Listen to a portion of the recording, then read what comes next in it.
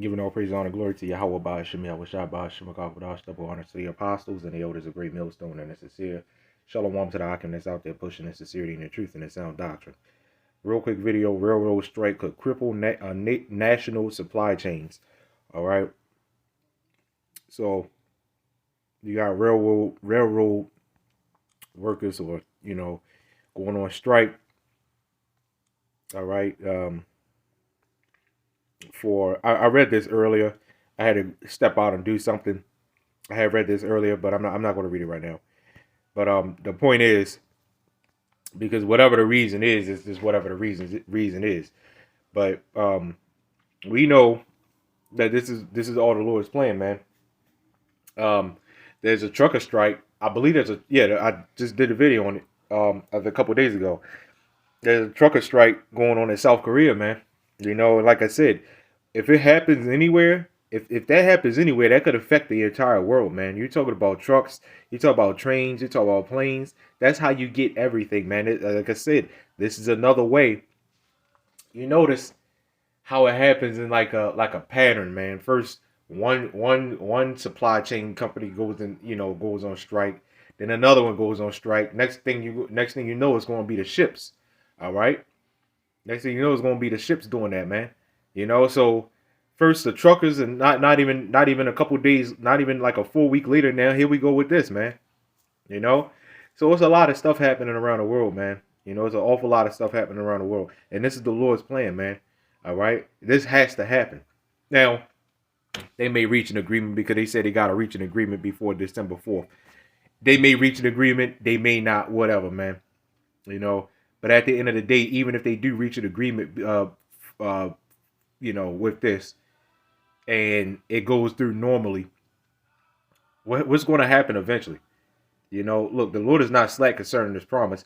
What happens when you keep bending a hanger, man? When you keep bending a hanger, it's going to snap eventually, man. Right? And you could put that analysis with really anything, man. When you keep sawing the tree, it's going to snap eventually. It's going to give way. That's just what it is, man. So America is like that hanger or that tree. All right, that's on its last root, man. All right. So what I'm gonna do is I'm gonna get a couple scriptures. I'm not gonna keep this very long, man. All right, this is not gonna be long at all. Give me a second. I believe I want it out of here. So like I said, I had to step out, so everything kind of reset itself. I'm just now kind of starting it back up. Let's start at verse 14. Second Ezra chapter 16, verse 14. It says, "Behold, the plagues are sent and shall not return again until they come upon the earth." One of the plagues is what you just now seen. The people going on strike and stuff like that. Those are all part of the plagues, man. Famine and all that, man. That's all part of it. And the Lord said, "What? He's sending this stuff here, and it's not going to return again until they come upon the earth." Meaning these things are not going to go back empty-handed, man. All right, they're here to do a job, right? The common flu is still here. All right. So whatever the Lord sends here, He sends it again to do a job, man. All right.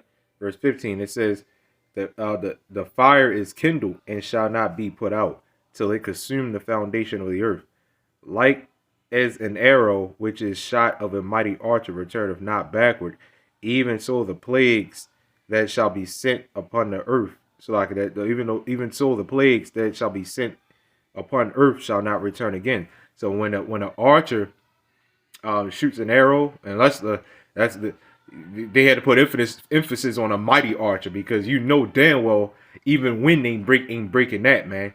Wind ain't breaking that arrow, right? Where it's not going to turn. Even wind is not going to turn it's from its target, man. Turn the arrow from its target, right? It says, "Woe is me, woe is me, who will deliver me in those days?" And that's a very important question. It says the beginning of sorrows and great mournings, the beginning of famine and great death. It's like the beginning of wars and the power shall stand in fear, the beginning of evils. What shall I do when these evils shall come? Behold, famine and plague, all right, tribulation and anguish are sent as scourges for amendment, man. All right, so you would have to ask, because ain't nobody's asking this question right. Oh, Salaki. Nobody's asking this question right here, man. You know, who will deliver me in those days? See, people are still relying on shit, man. I got my gun, you know. Shit, I got family, you know. None of those things are durable, man. None of those things are going to save you, man. Shit, money damn sure ain't gonna save you, because money ain't gonna mean nothing in that day, man. All right. So what you got, man? What you got? Yourself? You know, you got yourself, because apparently you're struggling staying up on bills and shit, man. So is that what you got? You got yourself, right? When you sick and laid up in bed, there's nothing you can do about that, man. Right? So you still gonna rely on yourself? You can't rely on yourself, man. You gotta rely on the Lord, YAHAWAH, BAHASHAM, YAHAWASHI, man. All right. And that's a question that goes out to all of y'all that say the Bible is fake.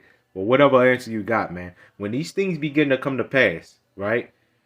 When death, famine, and destruction comes upon this place, what you got? What you got? Some guns, some food. What, man? You think that's gonna save you? That shit ain't gonna save you, man. All right, that shit is only used as a defense, man. That's all it is. Zephaniah chapter 1 verse 14. It says, "The great day of the Lord is near. It is near and hasteth greatly." This stuff that you see around the world, you can obviously see that is near, man. Even the voice of the day of the Lord, the mighty man shall cry there bitterly. It says the day is a day of wrath, all right? A day of trouble and distress, a day of wasteness and desolation, a day of darkness and gloominess, a day of clouds and thick darkness. This does not sound like that all-loving God that Christianity loves to, paint or portray, man. All right? The Lord, he is a loving God, no doubt. But why is this? And to prove that, because why is the Lord coming back to destroy? Because this place is wicked as shit.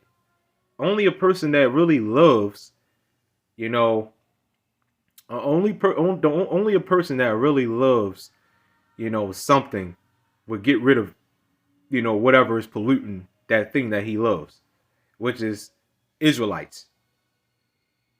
And the pollution off this earth, man. So technically, yeah, he is all loving and peace loving power, but through the destruction and great noise and tumultness, all right. That's how the peace is going to be brought here, man. All right. Verse 16, it says, "A day of the trumpet and alarm against the fenced cities and against the high towers." It says, "And I will bring," distress upon men. All right, that they shall walk like blind men. It says, because they have sinned against the Lord. This is talking about you, Jake, man. I ain't talking about you, Jake. Israelites are the only ones that can sin against the Lord. But when the Lord takes down Esau, Edom, Jake that loves this place and Jake that sins against the Lord, that love to sin against the Lord, they gonna feel it, man. They gonna feel it. They gonna feel it, man. They really, really are, man. Especially our women. All right, they're really gonna feel it. Okay, it says, because they have sinned against the Lord. All right, it says, and their blood shall be poured out as dust, and their flesh as the dung. So you got this saying, respect the dead, right? You're supposed to respect the dead. Well, the Lord ain't talking about no respect for the dead. What you talk about respect the dead for, man? The motherfuckers is dead, man. What the hell you talk about respect the dead for, man? All right, they're not there no more. I was sitting in the store the other day. Not the other day. I was sitting in one of, an establishment the other week actually, and you know, the guy walked in there. You know, he was having this conversation with this woman. He was like, yeah, because, you know, body, the spirit is gone. You know, why would I be want to talk to a dead body at a funeral? You know, the spirit is gone. It's not there. You know, and he was on point with that, man. You know, he was definitely on point with that. Some other things he said he went off, but with that, he was on point. He said the spirit is gone. It's just a shell. See, it's like when I'm gone, I don't care what they do to this body, right? So that's how the Lord is looking at, you know, you people. When y'all die, man, it ain't gonna be no such thing as respect the dead. And you think people gonna be walking around here, you know, dead bodies all over the place, and we gotta respect the dead. Ain't nobody gonna be worried about that in that day. See, shit is getting ready to get real, man, and you people can't see it, man. You know, these supply chains being cut off and everything, man. You people just can't see it. All right, see, this is what I'm talking about, man. Another killing every time. You see why this place has to go, man. You know, you see why this place has to go. U.S. citizen accused of killing North Carolina woman while vacationing. You know, whatever, man. You know, this place gotta go, man. You know, that woman should have defended herself, but whatever. You know. Anyway, Joel chapter 3, Joel chapter 2, verse 30. It says, and I will shew wonders in the heavens and in the earth, blood and fire and pillars of smoke. All right. The sun shall be turned into darkness and the moon into blood. My goodness, man. All right. Now, mind you, I forgot what I was going to say. Let me just keep reading. Sometimes it escapes me. It says the sun shall be turned into darkness and the moon into blood. It says before the great and terrible day of the Lord, Yahawah BAHASHAM YAHAWASHI. All right. It says that day is going to be great and terrible. It sounds like something straight up out of a horror movie, don't it? You know, verse 32, it says, and it shall come to pass that whosoever shall call on the name of the Lord, shall be delivered. You got a lot of people out there that say, oh, the name of the Lord don't matter. Well, it just said, and it shall come to pass that whosoever shall call on the name of the Lord, all right, shall be delivered. And in sincerity, because you got a lot of people that talk about, yeah, YAHAWASHI this and YAHAWASHI that, or Yahawah BAHASHAM YAHAWASHI this and Yahawah BAHASHAM YAHAWASHI that, and all that other, you know, and then they not sincere, man. You know, so you got to say that name in sincerity, man. It don't matter. You just saying it don't mean nothing, man. Okay. It says, for in Mount Zion and in Jerusalem shall be deliverance. This sounds like Obadiah. It says, as the Lord have said, right? The Lord is not slack concerning his promises, right? It says, and in the remnant whom the Lord shall call. All right. So, Lord willing, man, this was edifying. You know, shit is really kicking off, man. You know, shit is really getting real. So, giving all praise, honor, glory to Yahawah BAHASHAM YAHAWASHI. Shalom.